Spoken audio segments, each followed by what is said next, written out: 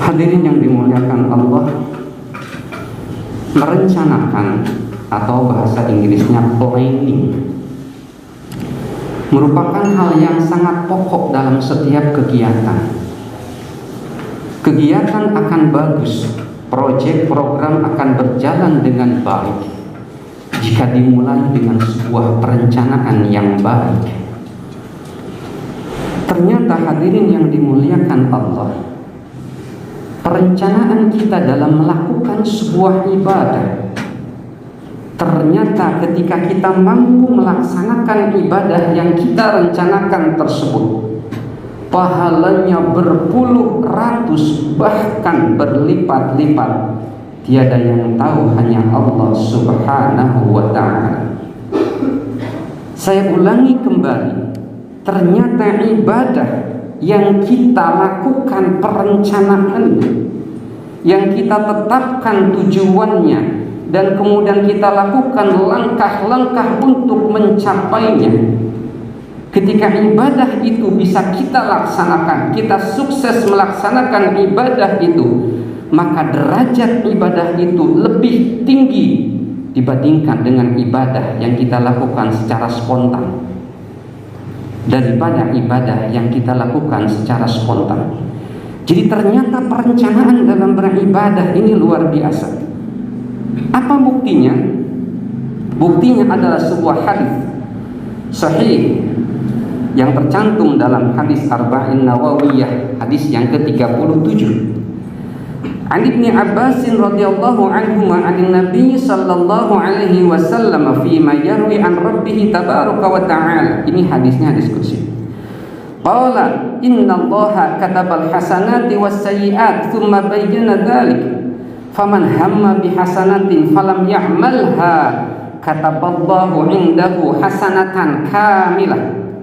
Wa in hamma biha fa'amilaha katabahallahu 'indahu 'ashra hasanatin ila 700 dhi'fin ila ad'afin katsirah. Dan ada beberapa ayat berikutnya, hadis berikutnya yang tidak saya diskusikan di sini. Hadis riwayat Imam Bukhari Muslim dalam sahihnya, yang artinya dari Ibnu Abbas radhiyallahu anhuma, Rasulullah sallallahu alaihi wasallam menceritakan tentang hadis yang beliau riwayatkan dari Rabbnya, dari Rabb kita tabaraka wa ta'ala, Allahu azza jalla. Beliau Rasulullah bersabda, sesungguhnya Allah menulis kebajikan dan keburukan-keburukan, kemudian menjelaskannya. Barang siapa berniat, berhimmah, merencanakan, mempunyai minat untuk melakukan kebajikan, lalu dia tidak mengerjakannya, maka Allah menulis itu di sisinya sebagai suatu kebaikan yang sempurna tanpa dikurangi. Dan jika dia berniat mengerjakan kebajikan itu lalu mengerjakannya, maka Allah menulis kebajikan itu di sisinya sebagai 10 kebajikan hingga 700 kali lipat kebajikan, hingga kemudian perlipatan yang banyak sekali, ad'afan katsirah. Hadirin yang dimuliakan Allah, jadi dalam hadis ini jelas, ketika kita merencanakan sebuah kebajikan dan kita berkomitmen untuk melaksanakan kebajikan tersebut, kita mempunyai minat untuk melakukan sebuah kebaikan. Katakanlah kita tidak biasa sholat tahajud, kemudian kita ingin sekali untuk melaksanakan sholat tahajud karena mendengar bahwa keutamaan sholat tahajud luar biasa, maka kemudian muncul keinginan tersebut dan kita berminat, ya Allah, nanti malam saya ingin sholat tahajud. Ketika kita sudah berniat seperti itu dan kemudian kita melakukan langkah-langkah agar kita bisa melaksanakan sholat tahajud nanti malam, misalnya mungkin tidur lebih awal, tidak melekang, setelahnya sholat isya langsung tidur, salah satu upaya kita agar kita bisa bangun lebih awal. Ternyata kita tidak sampai melaksanakan sholat tahajud, Allah tidak membangunkan kita, bablas kita baru bangun ketika azan subuh berkumandang. Allah sudah mencatatkan pahala sholat tahajud tanpa dikurangi sedikit pun. Tanpa dikurangi sedikit pun.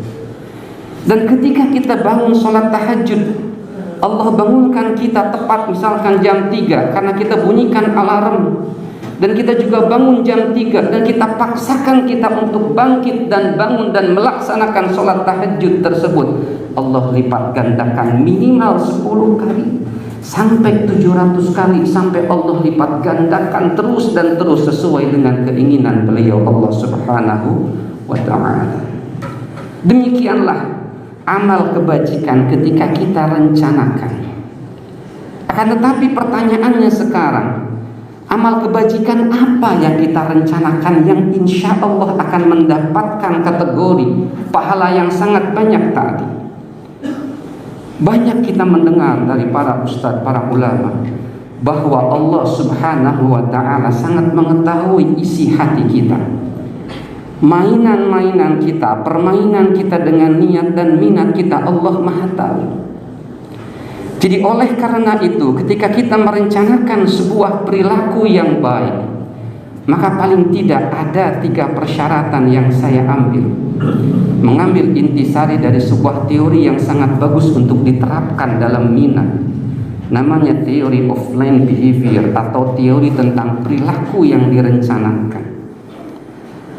Bahwasanya yang namanya konsep merencanakan adalah pertama kita menetapkan sebuah tujuan dan kemudian memutuskan bagaimana mencapai tujuan tersebut. Itulah yang dinamakan planning atau perencanaan.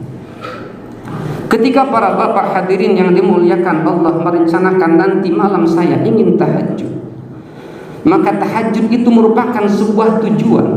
Dan kemudian tetapkan langkah-langkah bagaimana agar nanti malam bisa sholat tahajud. Tidak hanya sekedar mengatakan, saya nanti malam mau sholat tahajud, tapi tidak ada langkah-langkah konkret agar nanti malam bisa sholat sunnah tahajud. Salah satu contoh langkah konkretnya mungkin menghidupkan alarm pas tepat di jam 3 pagi, atau tidur lebih awal, atau mempersiapkan badan kita agar tidak terlalu lelah di siang hari, agar nanti malam tidak kebablasan. Itu adalah salah satu langkah atau keputusan untuk mencapai tujuan tersebut. Ketika itu sudah kita lakukan, karena kita menganggap perbuatan itu adalah perbuatan yang baik, masyarakat pun menganggap, agama pun menilai itu adalah perbuatan yang sangat baik, dan kemudian kita merasa saya bisa melakukan itu, maka perencanaan itu adalah perencanaan valid. Himmah atau niat itu adalah niat yang valid, yang nanti ketika kita bisa melaksanakannya, Allah akan balas dengan pahala 10 kali lipat sampai 700 kali lipat sampai ad'afan katsirah. Akan tetapi ketika kita merencanakan sesuatu yang mustahil, misalnya kita merencanakan nanti malam saya akan membangun sebuah masjid sampai selesai, maka itu adalah sesuatu yang tidak logis. Walaupun kita merencanakan itu dan kita sungguh-sungguh, maka kita dinilai tidak serius karena merencanakan sesuatu yang di luar nalar dan di luar kemampuan kita. Oleh karena itu, intisari dari khutbah pada kesempatan kali ini, hadirin yang dimuliakan Allah, mari sebanyak mungkin kita melakukan himmah perencanaan untuk melakukan perbuatan baik. Setelah itu tetapkanlah langkah-langkah yang penting, yang pokok, yang utama untuk menggapai tujuan-tujuan atau rencana-rencana baik tersebut. Ketika kesempatan itu diberikan oleh Allah untuk melaksanakan perbuatan baik tersebut, laksanakanlah hanya untuk Allah. Maka Allah demikian sangat senang sehingga pahalanya bisa beratus-ratus kali lipat dibandingkan dengan kita secara spontan, misalnya tiba-tiba bangun tengah malam dan sholat tahajud, dibandingkan dengan kita melakukan perencanaan sebelumnya. Kenapa bisa demikian sangat banyak pahalanya? Allah menilai komitmen kita. Allah sangat menghargai niat baik kita. Ketika kita sudah berkomitmen untuk melakukannya, Allah berikan fasilitasi dengan memberikan di antaranya bangun tengah malam dan kita kemudian terbangun dan melaksanakannya, Allah sangat senang kepada mereka yang memenuhi janji dan komitmennya sehingga kemudian melaksanakan sholat tersebut dan kemudian Allah melipat gandakannya. Ketika pun tidak, komitmen itu sudah dicatat oleh Allah 100%, pahala tidak berkurang sama sekali walaupun kita tidak melakukan perbuatan baik tersebut.